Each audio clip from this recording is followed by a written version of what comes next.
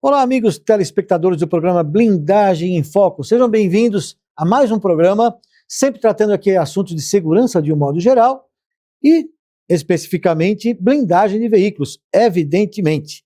E se você quer ver os outros episódios, não deixe de baixar o aplicativo Canal ABC no seu Android ou iOS, que você pode assistir a todos os programas Blindagem em Foco, todas as edições, e os outros programas do canal ABC, na palma da sua mão, em qualquer horário. E também nos siga aqui nas mídias sociais, no YouTube, tanto no YouTube, no Instagram, onde a gente tem lá no YouTube o programa completo de vários temas ao longo desses vários episódios que a gente já gravou aqui.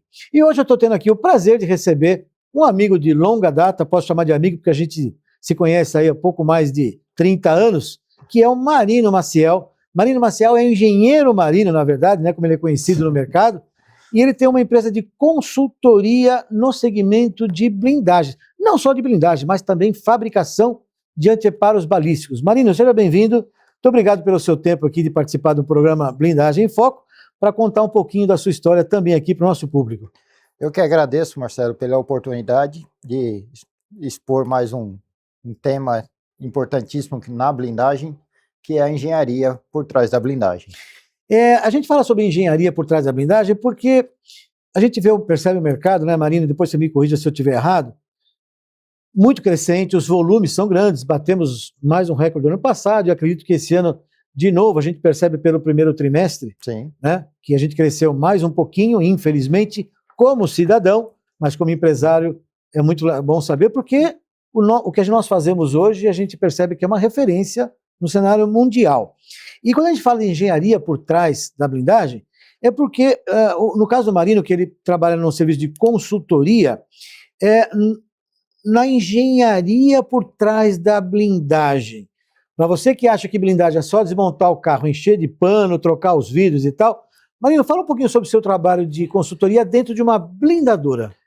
Bom, Marcelo, o meu trabalho dentro da blindadora é avaliar os projetos, né, identificar os materiais, principalmente os materiais que são fabricados nos veículos, porque isso está muito relevante no nosso segmento devido a mudanças, né, de projetos iniciais de carroceria dos veículos.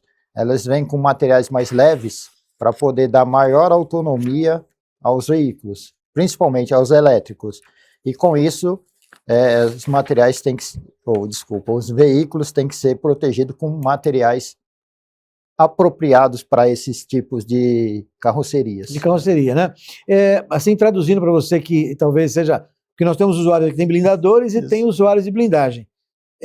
O anteparo que vai atrás de uma porta, por exemplo, né? Ele foi testado e aprovado considerando aquela chapa da porta.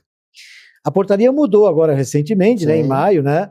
E antigamente se considerava sempre uma chapa de uma aço. chapa de aço, que seria a porta do carro. Só que tem porta hoje que é de plástico, né? Exato. Tem paralama que é de plástico, tem porta que é de plástico, tem Fibra, carro de plástico. Exato, né? Exatamente. E aí você não pode considerar mais aquele material da frente. Por isso que a portaria do Exército, que saiu agora em junho, foi em junho, né? Foi em junho, ela entrou em vigor em junho. E tem um período de adaptação aí, mas ela fala sobre materiais stand-alone, que seria o anteparo ser testado só... Diretamente, né? Sem nenhum anteparo. Exato. E você falou que você faz essa engenharia para identificar qual o material mais adequado para aquele tipo de carroceria, não é isso? Exato.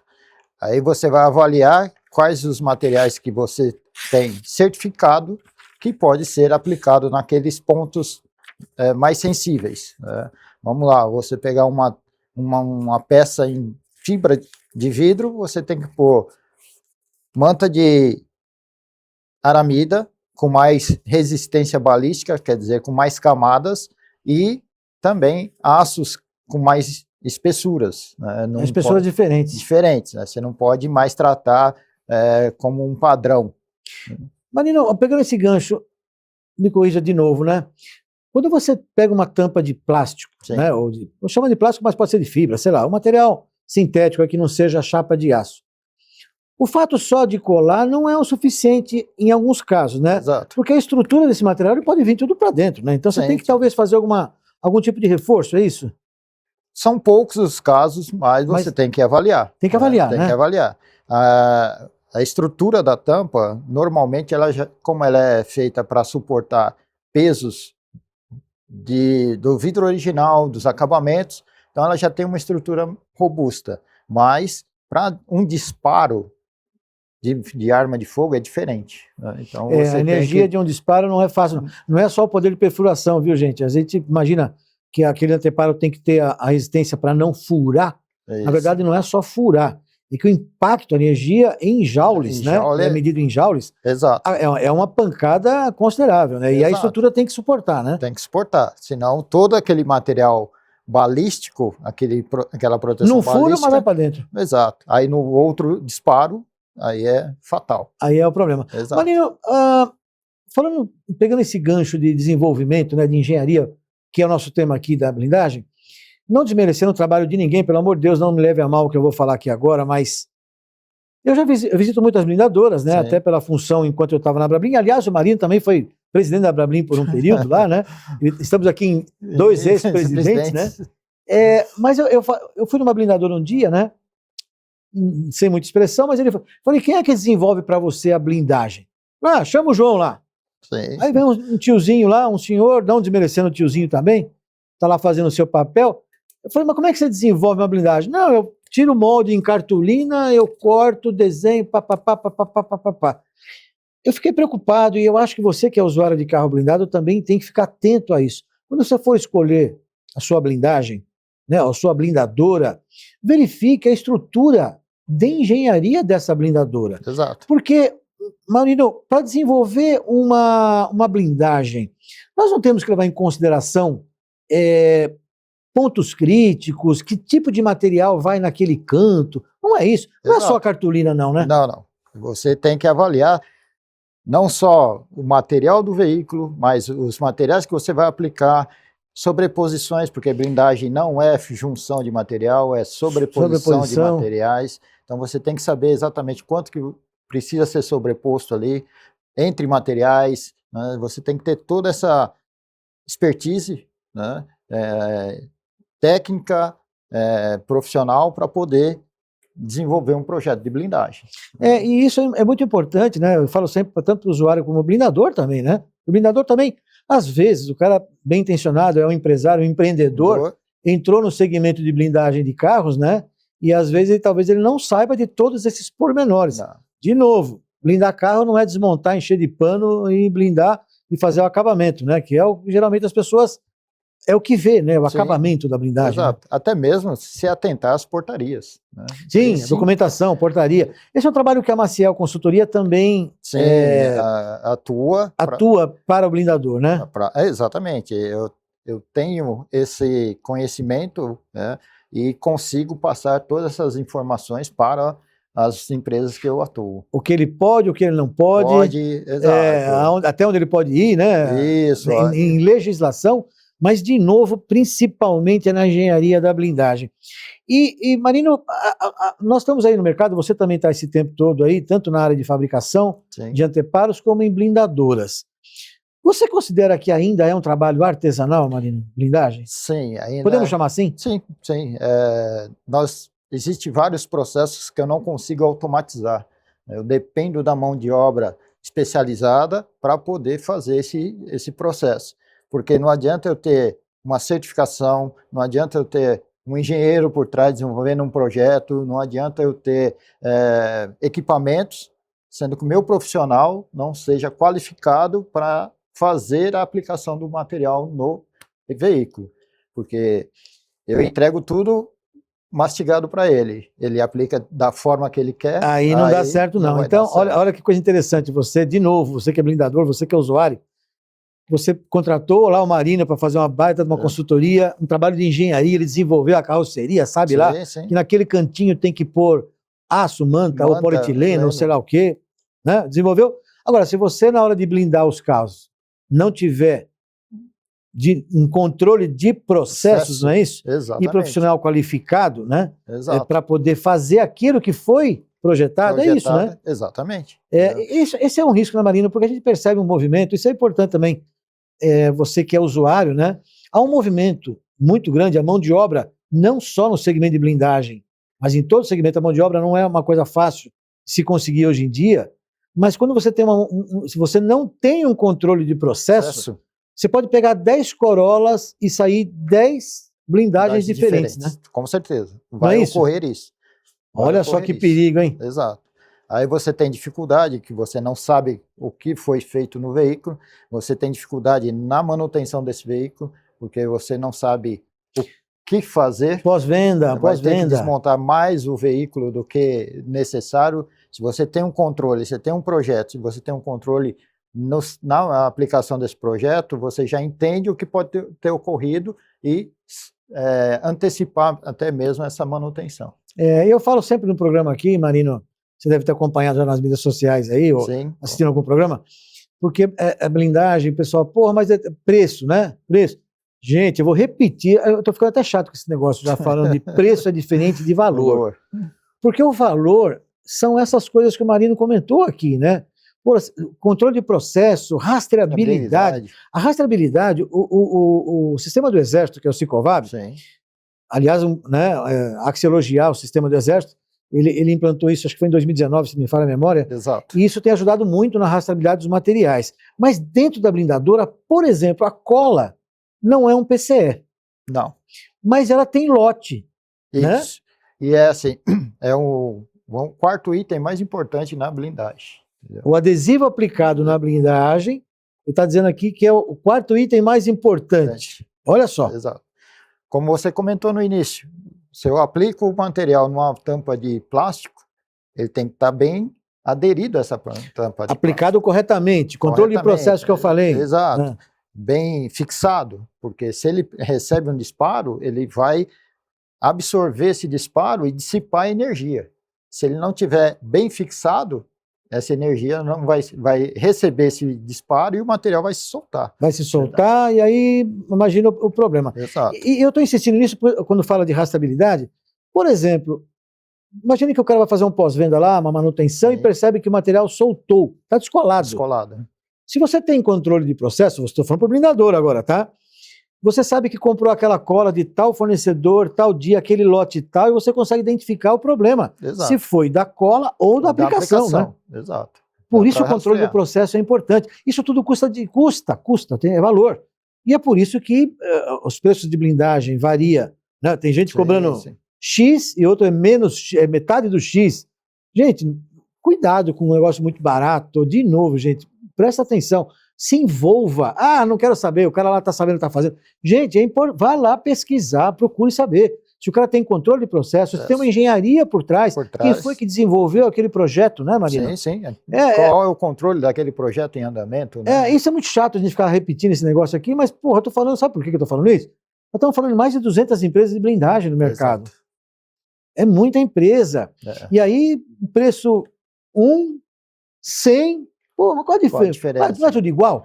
E se você afunilar essa questão de fornecedores de materiais, você vai chegar em 1 ou 2, no máximo 4 fornecedores do fio que faz a manta, do aço que é distribuído, do polietileno que é fabricado. Então você tem equalização de material de todas as blindadoras. Isso quer dizer, o preço vai fugir muito pouco.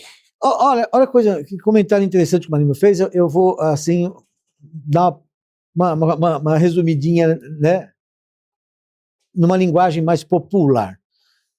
São 10 blindadoras que as 10 utilizam a mesma fibra, o mesmo fabricante de vidro, a mesma cola. Estou falando, hipoteticamente, 10 coisas iguais.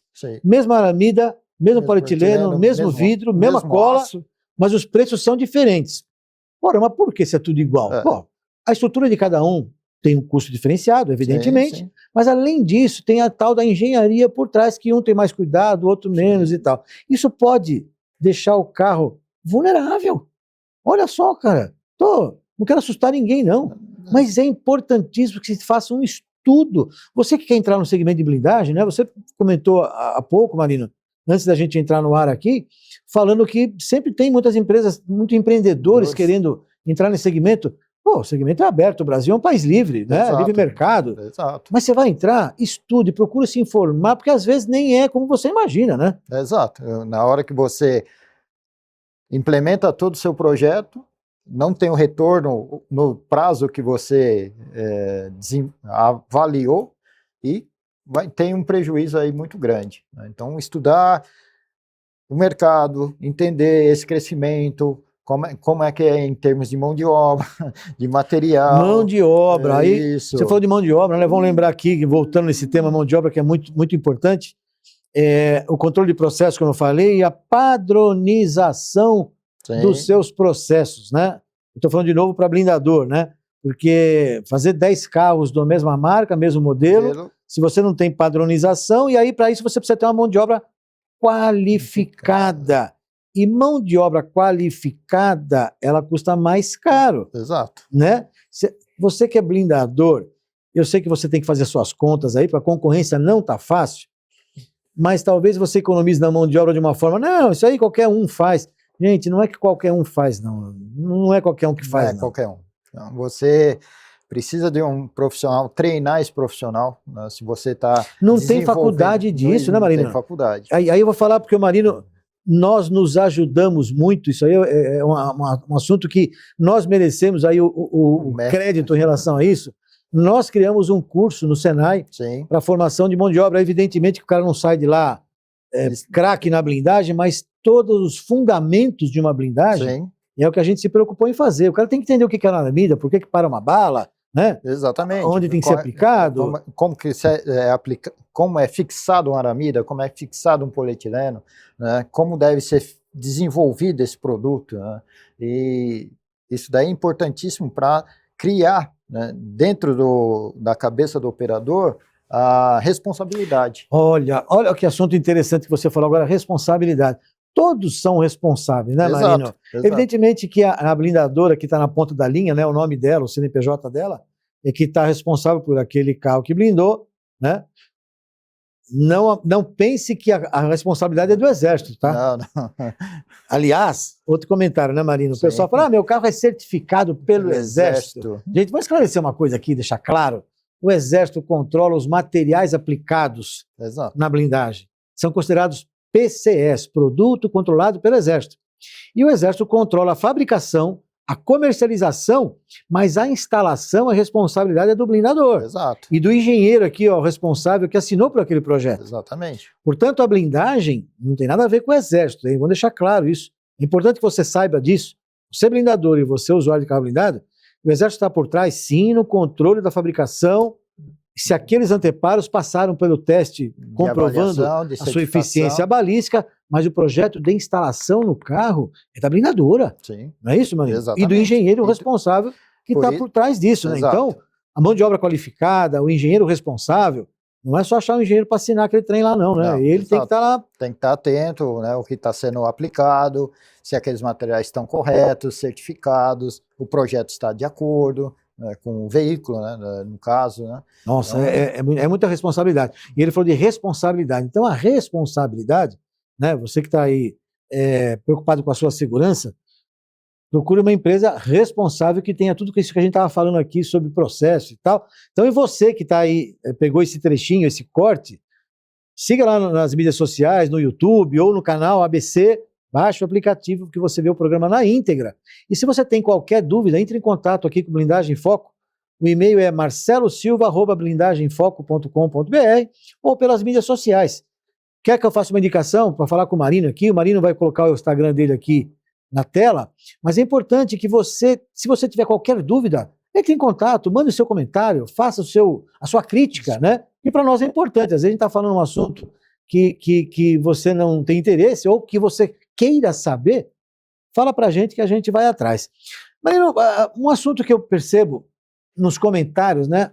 O usuário do carro sempre procurou, que é o que ele vê, né? O acabamento da blindagem. Sim. Eu acho que hoje nós estamos num nível de perfeição aí, não vou chamar de perfeição, porque eu não gosto de falar de coisa perfeita, mas um nível de entrega bastante grande, né? Os carros hoje são quase imperceptíveis. A gente deixa o carro praticamente muito próximo da originalidade, mas a parte interna, o que o usuário percebe e ele está buscando é a blindagem o mais leve possível, né?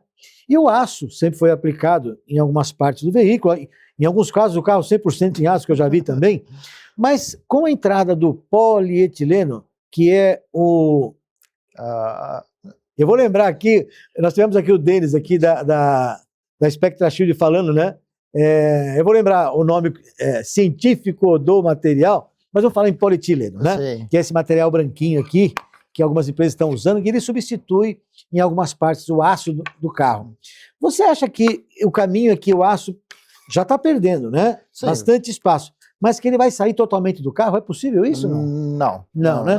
Não, porque se você puxar em custo, né, o custo do polietileno é maior do que o do aço. Do aço. Né, mesmo que tenha um aumento, né, de material disponível no mercado, existem algumas questões. Você não vai blindar um carro que você fez um valor da blindagem baixo, né? Você fez um precinho bem camarada, e com um material nobre, com custo alto. Então o aço tende a suprir essa questão de custo, e também em alguns pontos do veículo você não consegue colocar o polietileno devido à espessura dele. Né? Ou seja, 100% não vai sumir o aço do carro. Não vai sumir. Você tem vários pontos que você vai utilizar. O aço utilizar. tem a sua eficiência balística comprovada, né? Evidente. Exato. Cada aço também, né? Outro detalhe, Marino, me corrija de novo se eu estiver errado.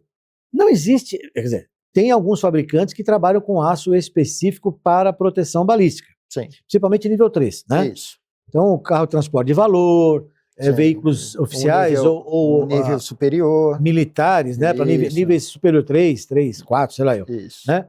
Mas o aço que é aplicado na blindagem hoje é um aço comum, vamos dizer, Exato. que tem outras aplicações, né? Sim. Vamos fazer um comparativo bem esdrúxulo aqui, né? Aquele que vai na coluna do carro, eu posso fazer uma churrasqueira, se quiser fazer uma cuba de pia, sei lá. Que é o mesmo material. É o mesmo material. Mas com a portaria nova agora saiu uma exigência de que, aliás, sempre foi necessário a certificação, mas não estava claro na portaria. Agora está claro, né? Agora está. Todo material aplicado com fins balísticos, ele precisa ser certificado. E se o aço está lá na coluna, ou seja, lá onde for dentro do carro, ele também tem que ser certificado. O que significa ser certificado? Tem que passar pelos testes de comprovação. Exato. Ele passou a ser um PCE. Não é isso? Exatamente. Quando utilizado para fins balísticos. Não é porque você vai fazer uma pia na tua casa, ou vai fazer uma churrasqueira, que você precisa ter certificação contra disparo. Não é isso, né? Exatamente. Já está em vigor? Ela entrou em vigor, mas a legislação, mas devido a uma, vamos dizer assim, falta de conhecimento do mercado e também ajustes, né, necessários que teve feito, o Exército prorrogou esse prazo até junho de 2027. Então tem até junho de 2027 para poder as empresas fornecedoras de aço certificar os produtos delas. Que ela comercializa. Que ela comercializa como blindado.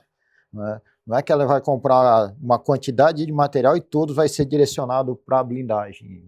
Ela pode comercializar 1 tonelada para blindagem e 1 tonelada para o mercado comum. Sim, de normal, Cuba, normal, né? O que ela precisa fazer essa 1 tonelada que ela vai direcionar para a blindagem, ela tem que rastrear, fazer a codificação desse material, certificação e rastreabilidade desse produto. A codificação que você falou, ou seja, identificação na chapa, né? Exato.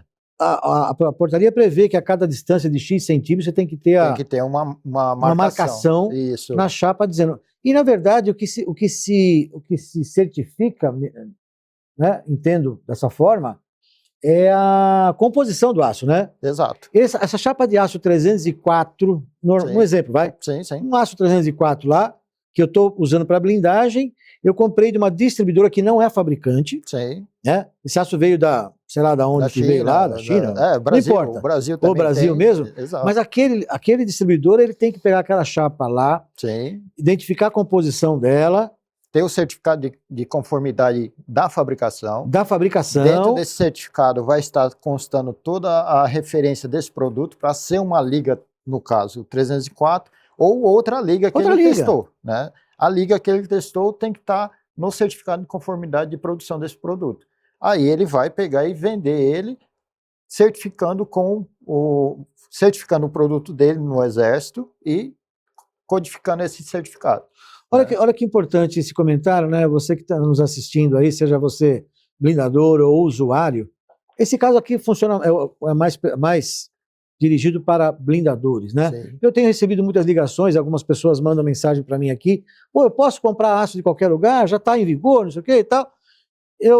O Marino está aqui confirmando, né, que já está em vigor a nova portaria, porém há um prazo para adequação das empresas, tanto distribuidoras quanto os blindadores. E de repente você é blindador, tem um estoque de chapa na tua empresa lá, você não vai jogar fora o trem lá e falar, eu vou me matar. Não, calma. Tem um tempo para você se adequar, mas o distribuidor da qual você compra, ele tem que se adequar e fazer os devidos testes da eficiência balística. E outro comentário que eu queria fazer também, não existe uma liga específica, como eu já ouvi alguém falando, mas aquele cidadão lá está vendendo um aço que não é o 304. Ele pode usar o aço que ele quiser, desde que ele tenha testado aquele material e comprovado a sua eficiência balística.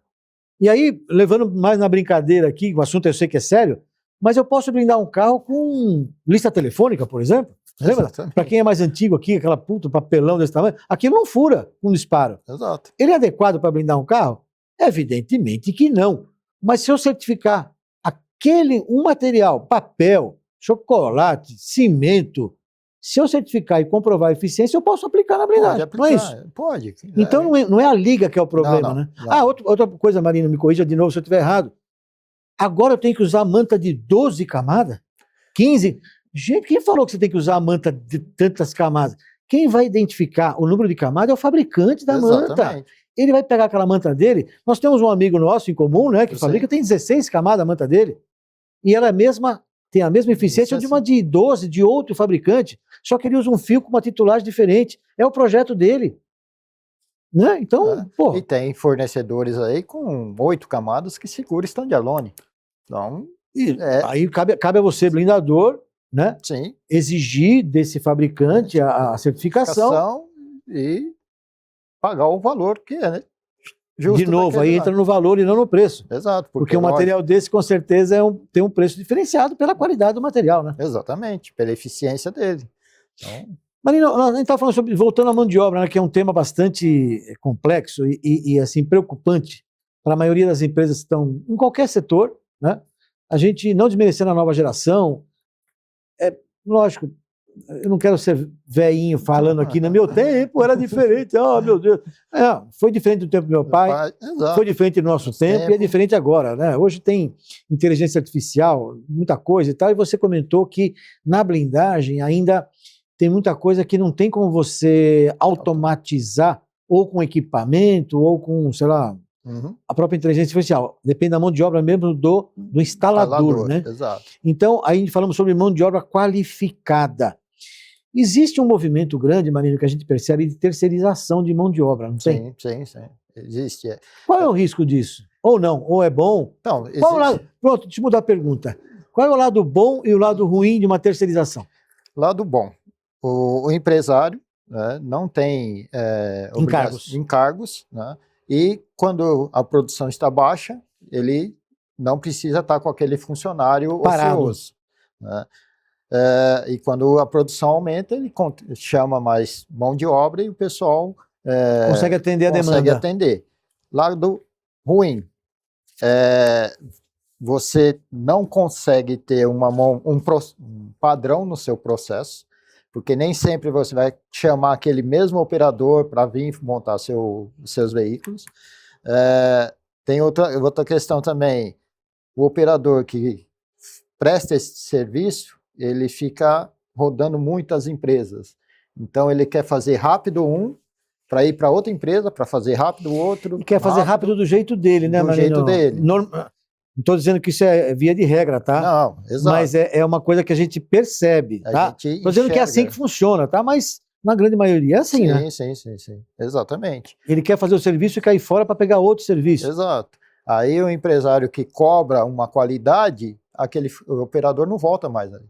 Porque falar que o empresário lá não, o cara é chato. Não, Esse cara é muito chato. Chato, exato. Ele quer que eu faça do jeito dele lá. Dele, Pô, eu acabei de falar no programa aqui que a responsabilidade do projeto é do blindador, então tem que ser feito do jeito que ele quer, pô. Exatamente. Você concordando, você que... Agora vamos falar pro pessoal que trabalha de mão de obra aí.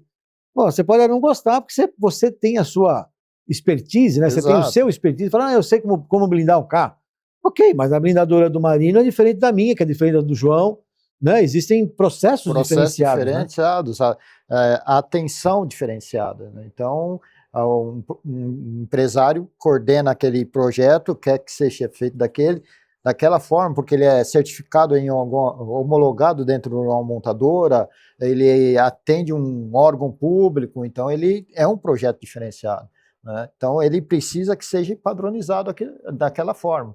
E um operador aí que corre o mercado e fala, não, eu faço desse jeito, aceita e sempre aceita. Sempre tem o teimoso. Exato. A gente falando aqui sobre engenharia dentro desse segmento, qualquer engenheiro pode assinar um projeto? Marino, eu faço essa pergunta, né? Eu até sei um pouco detalhes aí desse, mas é importante que eu queria que o Marino desse a opinião dele. Eu sou engenheiro elétrico, eu sou engenheiro de produção, sou engenheiro, né, tal. Sim. Como é que funciona o detalhamento para a pessoa você que é engenheiro queira trabalhar nesse segmento? O que é que ele precisa ter? Então, nessa questão, o Exército que regulamenta essa parte aí. Está na portaria do Exército. Está na portaria do Exército. Então, você tem que seguir o que ele solicita. Então, um engenheiro elétrico já não pode estar assinando para uma blindadora. Né? Então, ele tem que ser na área mecânica, na área de produtos, né? Automotivo e aeronáutico. Ah, então, um engenheiro que tenha uma especificação, não sei como é que chama isso aí, desculpa a ignorância aqui, voltada para o segmento, engenheiro mecânico, segmento automotivo ou aeronáutico. Isso, mecânico.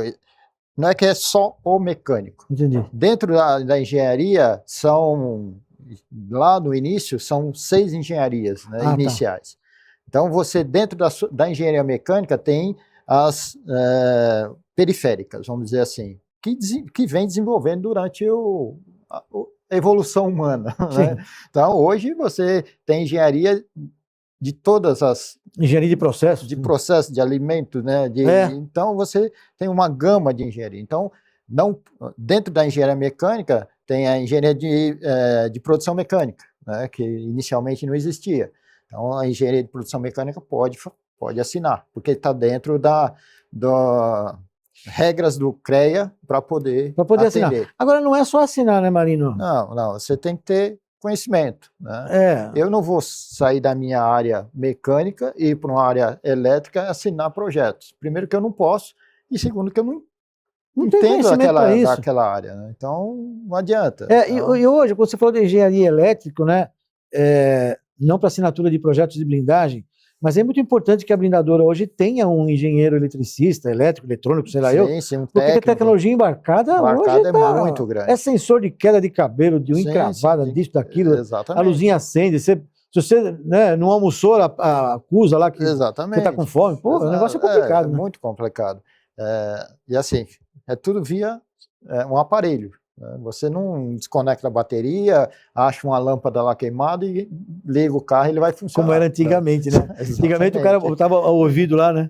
Exato. Tá batendo aqui o negócio aqui e tal. A válvula tal, o pistão tal, tá batendo. Hoje não. Hoje em dia você conecta o aparelho e ele que vai dar um diagnóstico total do veículo. Então tem que conhecer de eletrônica também. Exato. E esse lado de novo, a engenharia, que é o tema do nosso assunto aqui. Então, se você tem interesse em adentrar para esse segmento de blindagem, a primeira coisa que tem que fazer, inclusive tá para sair a parte 6 da NBR 15.000. Exato. NBR 15.000 cuida ou trata dos anteparos balísticos, né? Transparente e opaco, mas não existia uma norma que cuidava do tema da instalação da blindagem no veículo. Saiba que, através da Brablim, inclusive, né, eu participando na coordenação desse desenvolvimento dessa nova norma, e é público isso aí, que se você tiver interesse em participar, né, é muito importante que você dê a sua contribuição para que você possa sair essa norma que já saiu para consulta pública. Ela até precisamos retomar esse projeto porque ela já saiu da consulta pública. Então precisamos ver em que pé que está na ABNT para retomar os estudos. Para falar sobre a instalação disso. E aí você que é engenheiro, queira entrar nesse segmento, já vai ter uma norma para você seguir e saber aquilo que você precisa fazer. Não é isso? Exatamente. O mínimo para poder testar o seu projeto final. Seu projeto final. Eu queria agradecer mais uma vez aqui a sua paciência, o seu tempo, né, de acompanhar o programa Blindagem em Foco. Lembrando que está lá nas mídias sociais e também baixar o aplicativo do canal ABC para você assistir na palma da sua mão, qualquer horário, qualquer local que você estiver, você tem acesso a todos os programas do Blindagem em Foco e também na programação do canal ABC. Marino, muito obrigado pela participação. Temos muitos assuntos aqui para falar, né?